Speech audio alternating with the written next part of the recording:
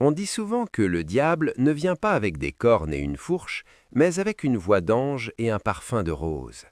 Écoutez l'histoire de Mba, le chantre dont la voix ouvrait les cieux, et de Kara, la femme dont la beauté cachait l'enfer.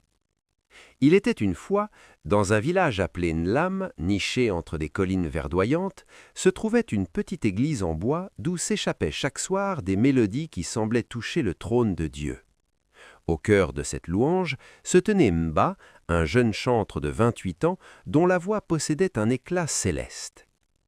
Mba n'était pas un simple chanteur. Lorsqu'il ouvrait la bouche, les malades ressentaient une chaleur apaisante, les cœurs brisés se recollaient et une paix indicible descendait sur l'assemblée. Fidèle serviteur, il accompagnait son pasteur dans les cases les plus reculées, priant pour les veuves et chantant pour les orphelins. Il était le modèle de la jeunesse, un pilier d'humilité. Dans cette communauté, l'amour était le ciment. Chaque frère était le gardien de son prochain et leurs prières montaient vers le ciel comme une fumée blanche et pure. Un dimanche de pluie, une étrangère nommée Kara, âgée de 26 ans, fit son entrée.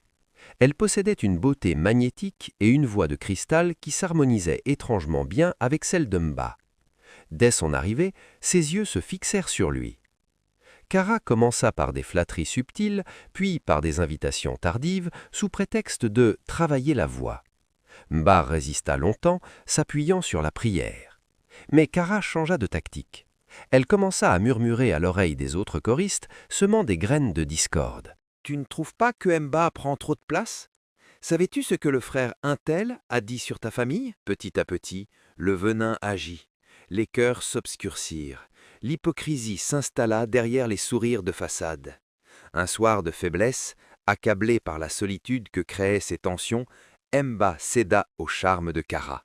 Ce fut le début de la chute. Abonnez-vous et commentez pour recevoir la suite et être édifié.